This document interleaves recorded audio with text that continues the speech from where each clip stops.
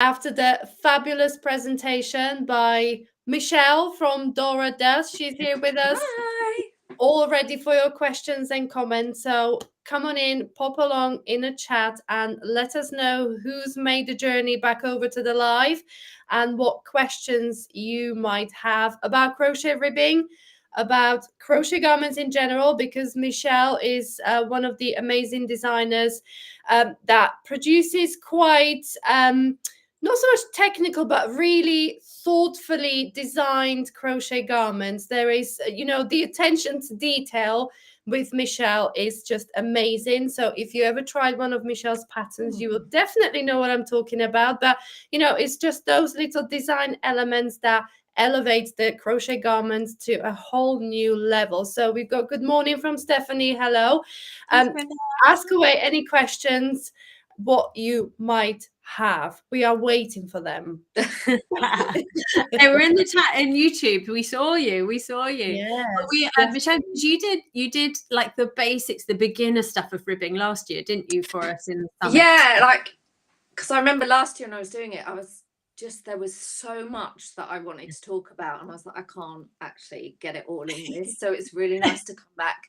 Yeah. Because last year it was a lot about adding ribbing or kind of starting off a garment with ribbing and kind of how to make that work. So it was really nice this time to talk about the kind of functional aspect of ribbing, because I think it's often the sort of thing that people don't pick up on unless they start to use different ribbing. I know there was someone in the comments that said they tried ribbing and were disappointed with the results, and often it's choosing the right stitch for what you want to achieve, and that was like really the point I wanted to get across. And like I know you said all this week, hopefully it should be something the designer does for you. But if you're freestyling something or you've used it somewhere and want to try it somewhere else, really understanding that will just help you get a more successful outcome. So it was really nice to have the chance to come back for part 2 and get the rest off my chest. Come back again. And I think though, like you say about, hopefully it's something the designer does for you, but very often like it's the way that the designer wants it. Like I like these long cuffs, but I know lots of people don't. So like then giving people the tools and the knowledge to be able to go, actually, I want mine shorter, but then how does that work? How do I, does that give me a much bigger part of the sleeve here? How do I change that rib stitch perhaps to make it work for me? Or necklines. So my mum and I like very, very different necklines at different heights and different, thicknesses, etc. So like if we both made the very same pattern, we'd change the neckline, most definitely. Yeah. And what do you prefer then?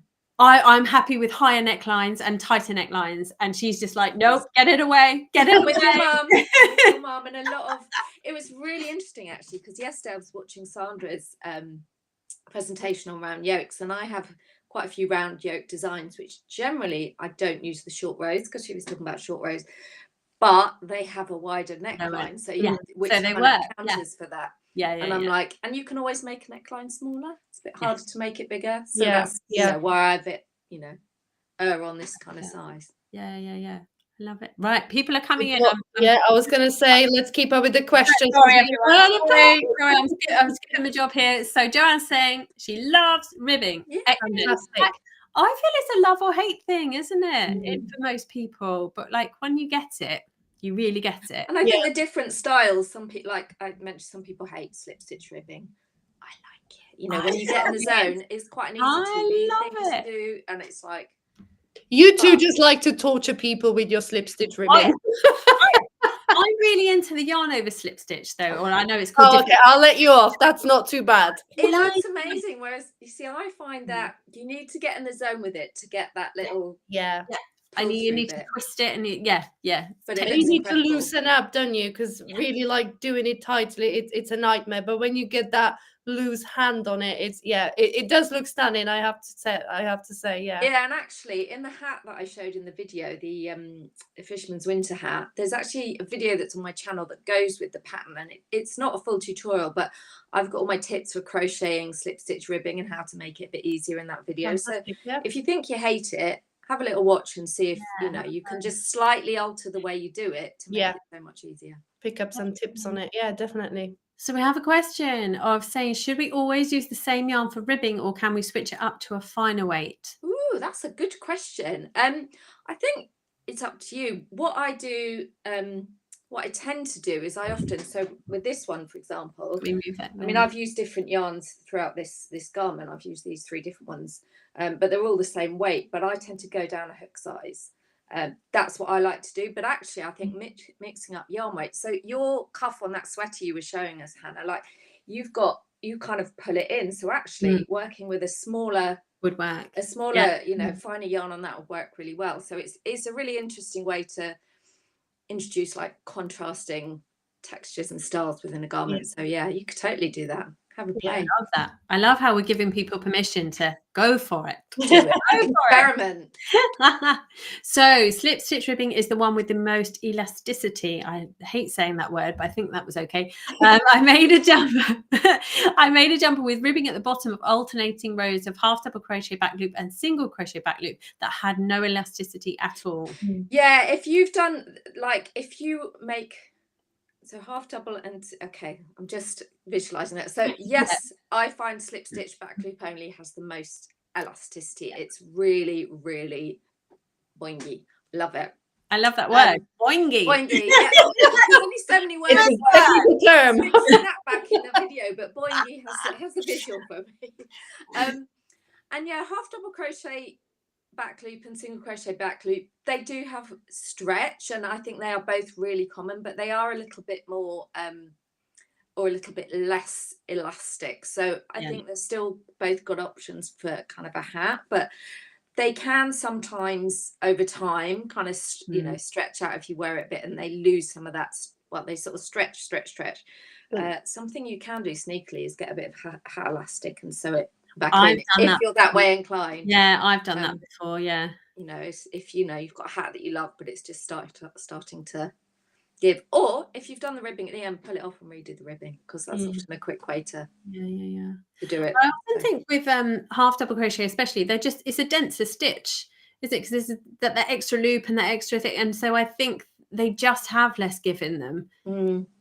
Especially if you go down a hook size, I think you just have to be very careful. If you're going down a hook size, I think the slip stitch works beautifully. Yeah, I'm always going to champion that. And actually, this one, I don't know if you can see. So this is half double in the front third loop. So I like to distinguish between the front and back with the third loop crochet, and it's not got loads of stretch, but for like a cuff and a neckline, I absolutely love it. It just, you know, the way the kind of cadence with which I've slip stitched here, it just pulls it in slightly, but it's not functional. I mean, it does provide a really nice edge to a cuff ribbing, whatever you choose, because it is more robust and it's more got that density, so it sort of protects in a way the rest of the garment. That's my feeling about it. And then that comes on to Kim's question: what type of ribbing would you recommend for decoration yet function? I think it depends what function you're looking. So again, you know, with hats, the slip stitch ribbing is great for that elasticity. However, I find if you put it just on the brim of a hat, you know, you want to make it quite deep, otherwise it can, because your ribbing needs to play with the rest of the fabric. So if you've got a really tight ribbing, which you might want for like a beret or something that really pulls in and then goes out. So I think it is project specific and location specific. So again, in terms of functionality, this provides as much function as I want, which is a nice solid edge with a little bit of pull in, and I love how this looks. So again, it depends what function you're looking for. And if you watch through that tutorial where I've got all those 11 tutorials, I talk a little bit about, you know, the stretch and elasticity of each. So based on that, they could choose for the specific project what fits the best. Exactly. And actually, I've just remembered when you were talking to Nadia, I caught that discussion yesterday about the kid's dress with the skirt that's stretched out of shape, and you mentioned about putting like ribbing in the center. So for that, you choose something without stretch, so something like the single crochet, the front post single crochets, which doesn't have much stretch, and I showed in the swatch. But it looks like ribbing. It looks like ribbing, but it's not got that. So if you don't want something to move, that's another function that you could consider. definitely. And so Catherine's asking, do you use less stitches in, for example, a sleeve cuff along with a smaller hook? I'm not sure what you mean by less stitches. Or do you mean to pull it in more? Do you mean? So the way I do it is when I tend to add it at the end. So I will slip stitch. So I'll work my ribbing up and down, and then I'll slip stitch into this last round. So you can change the number of stitches that you slip stitch into, and if you slip stitch into more, that's going to tighten it up. So I might, like, depending on what stitch I'm using, I change the number of stitches that I'm slip stitching into. And I do that. I give that sometimes as options for because of being my mum's neckline thing. Options. I'm like, I slip stitched into 3, but that's because that's how that sits nicely on me. But you can also do it into 2. You can go 2, 3, 2, 3. You can go 1, 2, 1, 2. You know, like, just try it. And if anyone, sorry, I was just going to say that this is, you're so right. So I find, for example, this one, the stitches are shorter because I'm working the front third loop, so I slip stitch into 2, and then occasionally, so you can't really see, but on the edge around the sides I slip stitch into 3 to cinch it in a little bit. If I were doing half double crochet back loop, those stitches are a bit taller, so generally I slip stitch in to 3 if I want that little pull in, or if I want it to sort of stay flat flush, I will do 2, 3, 2, 3, 2, 3, you know, that kind of thing. So yeah. And that's another great trick, isn't it? For depending on the length of your, if you're doing a cropped one and you then want it to pull in and your waist is smaller than your bust, I've done with this. Exactly. You can. That's awesome. I love that. It goes in. This is my current crochet along that I'm doing, that I've just finished. But this was cropped and it was a bit too cropped. So actually, what I did is I extended the length of this ribbing. Love it. To make it sit. I mean, I've got a vest on because it's cold, but get the idea. That's just a really easy trick, isn't it? To then your ribbing can really transform your garment and make it look completely different and make it fit you better. So there's this whole thing of, we said, you know, technical adjustments, you can add stitches here, you can do this here, you can do that there. Actually, if you get to the end point and you're like, it's still not quite right, use your ribbing to adjust the sleeves. Save your project. And that's why I love make it what you want at the end, because it's, you know, we talk about fudging things, and let's be honest, we all fudge things if they've not quite come out. I don't know what you mean. No, never. I know you always get it right first time. No. Right, so we have a question about link stitches being similar to Tunisian, and that creates a less holey fabric. Does that make the fabric more dense like Tunisian? Yes, and generally I go up a hook size when I'm working linked crochet stitches. It makes them a little bit easier to work them. It's linked crochet stitches are essentially like really short Tunisian rows, depending on whether you do double, half double, treble, so forth, depending on the height of the stitch. But they're a great gateway to Tunisian, actually, because the kind of movement to create link stitches is very similar to the movement, but you just work link stitches at 90 degrees, so you tend to work them that way instead of that way. But they are quite a nice dense fabric because you're linking the center of the stitches so they don't pull apart. And then Esther's asking us about short rows in crochet. I think that we've mentioned it the last couple of days, haven't we? And it's obviously quite a new thing to people, and I think people possibly have done them in patterns, but you haven't realized that they're short rows. I mean, ribbing is short rows, really, when you think about it. I love, and it's something I'm exploring more. So this sweater, this is the sequel sweater, and I've got a cardigan version. This uses short rows for the sleeve cap, and I'm loving this technique. Brilliant. It's like I'm going to use it on all my sleeves, and it just allows better fitting because you're adding fabric here without adding it here, so you get a much closer fit at the underarm. And really, they can be so intimidating. I know they can, but they're just short rows, and you progressively make them longer or shorter to create the shape that you want. So yeah, I'm a huge fan of short rows. I'm really in that zone at the moment, loving them. And you work them in exactly the same way as you work any regular crochet. It's just how many stitches you do before you then stop and either join to the thing that you're already joining to, or go back and then join at the other end to the thing. You're basically making a shape to fit the shape you want it. Does that make sense? You're like creating that curve by having a short row and going longer and longer and longer, like that. I've got a tutorial actually on my blog which introduces short rows, and it shows you a little bit about the different shaping and shows you the different projects, and you might find you've already worked them, you just didn't necessarily realize that's the that they were definitely. So what's your cal called? Sorry, Hannah, that you run the cal for your sweater, Michelle, didn't you? So that includes the short rows, doesn't it? Yeah, so it's the cal is for this and for the cardigan that uses the same technique. So it will teach you how to do the short row sleeve cal. Yeah. There's 2 patterns that you can buy to work with the cal. It's all free on YouTube. It's still ongoing, so we've got a couple of weeks left, and this is the sweater that I've been making as part of that. I finished sewing in the ends yesterday, so we've got a couple of weeks left, but it's evergreen, so if you want to take that, you can you can kind of work it at your own pace, and all the videos are up there, loads of tutorials to support. So anyone who wants to learn the short rows, go and join Michelle's cal, and she will teach you everything there is to know. Come and be a short row fan. Yeah. So can you also use ribbing as an edge to blankets? Yes. I think it's a really good edge to blankets, because I think it helps them keep their shape, just like it will help a cuff keep its shape, or a neckline. I think that's really great. Obviously you're going to have quite a lot of ribbing to work, but I think long way round makes a lovely border.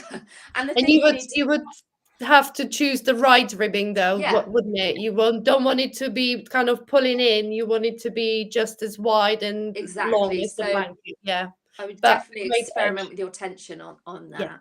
And you'd have to think about the corners. So if you were working that sort of vertical ribbing, at right angles, you'd have to think about how you would navigate the corners. So I think if you're kind of working up, you get to the edge, you'll sort of have to start from the top and then work that, and then so that I would say would be the thing that you just need to maybe plan out a little bit in advance. It's like when you work down a cardigan and across the bottom, you can kind of work down there and then sort of start the ribbing again and go across, or vice versa, depending on what you like it.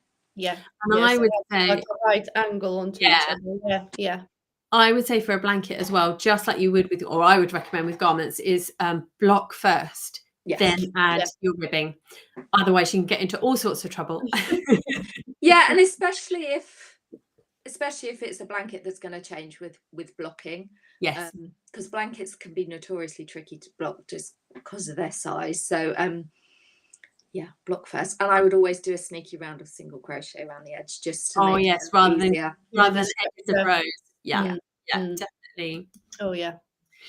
So what kind of edge do you recommend for a brimmed summer hat? Ooh, good question.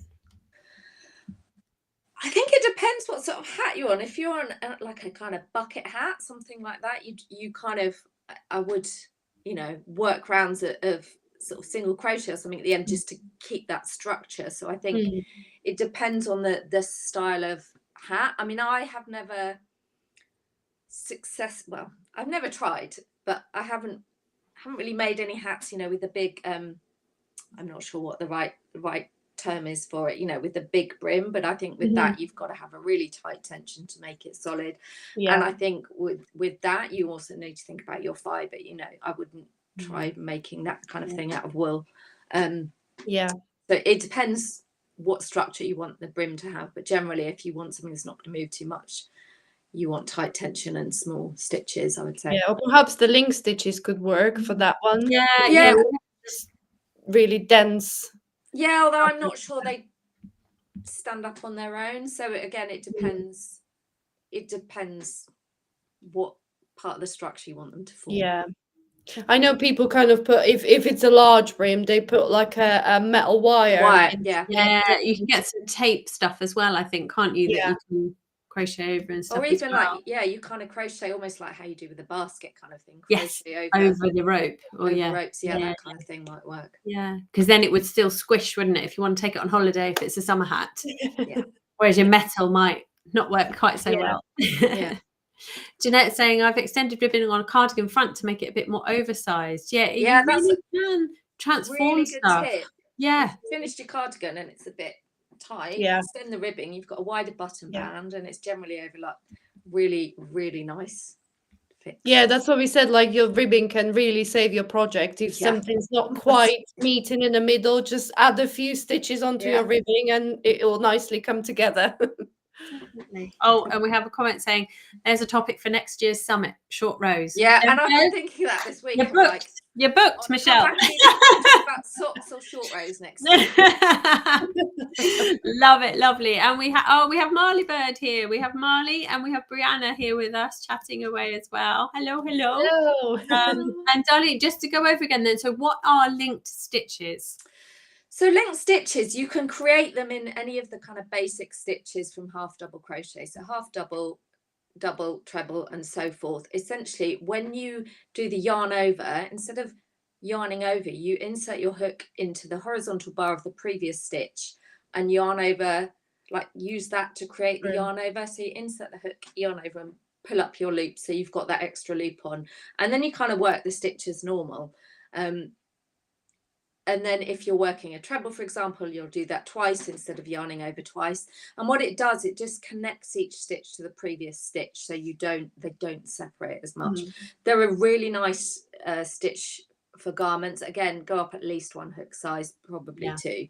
But they have lovely drape. I've got a few. I've got a summer top pattern actually called the Corona Vest, which uses linked stitches, and it uses all different lengths of stitches. And actually I've got a free pattern on the blog called the Extension Scarf, and it's like a linked crochet stitch stampless scarf. That's not easy for me to say, but it's a really good quick project if you want to like practice with the stitches. Have a go. Yeah. And it's free on the blog, so yeah, it's worth having a look. And I've got linked stitch tutorials. I'm a big I was just going to say that you probably have got step by step, so definitely a great resource to go and check out. Yeah, and I dropped the link actually in the comments on the presentation. I put a link to the link stitch tutorial there. And I think it's a really good idea to say to people, like, you have to like actually try a project in it. It's really worth it, rather than just do a small swatch, because I've done that before. I've done a swatch of a stitch or whatever, and I think this is my problem with Tunisian crochet is I've only ever done a swatch. And then I'm like, well, it's never going to become anything. It's never going to be like, whereas if I go, I'm going to make a scarf, off we go. And a scarf's great because sizing doesn't matter so much. Yeah, exactly. If you stop, you kind of make a shorter one or join it together and turn it into a cowl. Exactly. Stop when you're ready to stop. But yeah, I think always going into a new technique with an intention of making it into something is a really good idea. Yeah. Definitely, because we've all got yarn stashed away that we can use, haven't we? It needs a life somewhere, doesn't it? You know, hello. A couple of balls here and there. Oh dear. And this is an interesting one from Kim saying, I've seen some designs that you do the ribbing separately and then sew it. Does that change the elasticity? Everyone keeps using that word of your cuff, etc. That's a really good comment. And I think for reasons we've discussed, I always personally prefer to add the ribbing after, because you kind of can control and maintain that sort of flow between the garment and where you add the ribbing. But I know there are some cases where doing the ribbing first and sewing definitely helps. And I think it probably wouldn't change hugely the elasticity of the ribbing itself, but depending on how you sew it and what stitch you use to sew it will change it. And I do actually have, from last year's presentation, I talk about how to crochet into the ribbing ends rather than sewing it. And that if I am starting with ribbing, that is my preferred technique rather than sewing it on. But I know people do sometimes like to do sewing, and I just think use a stitch when you're sewing it, use a stitch that is going to have some stretch. So if you'd like slip stitched it together, for example, that would kind of restrict stretch, which might be what you want to do. So just think about whether you want to or not. And I know there was a presentation about seaming, so it may be that there's some tips in there about what might be the best sewn stitch to use for that. Yeah, definitely. Awesome. Well, we've run out of time yet again. Already? It's been so nice to chat. I know. Who knew there was so much to talk about ribbing, hey? Because I think it's almost like an afterthought for lots of people. They're just like, oh, I've got to do the ribbing now. Yeah. Oh, I've got, and it's not, it's just something we have to endure, lots of people feel. Like embrace it. Yeah, and know that it can transform, especially with garments. It can transform and it can, like you say, break it, doesn't it it? can make it or break it. Yeah. If you do it right, it can make it look really, really professional. And that's what lots of people say, don't they? How do I make my garments look that like next level? Yeah. Well, I think it's all in the details. Just Like adding you that. said, just that if you didn't have that on there, it would still look lovely. But it just adds that finish, doesn't it? You know, it's Yeah. just, and also like collars and cuffs matching. It's always Yeah. always ends up nice. Yeah, Fantastic. definitely. And for those asking, I'll drop a link to the Cal homepage in the original video presentation on my Yes. YouTube. Just so Yeah, anyone wants to find it. Please do, Michelle. Definitely, yeah. Thank you Awesome. guys. It's been Thank you so much. amazing. Thank you, And Michelle. look forward to the rest of the Amazing. afternoon. Awesome. I think it's me next. I'm up. Yes. Talking about colour. We've got people waiting already. People waiting. Right, let's go. Let's go and watch that, and then join us back, and I will answer any questions that you have. That's Michelle, right. thank you so much.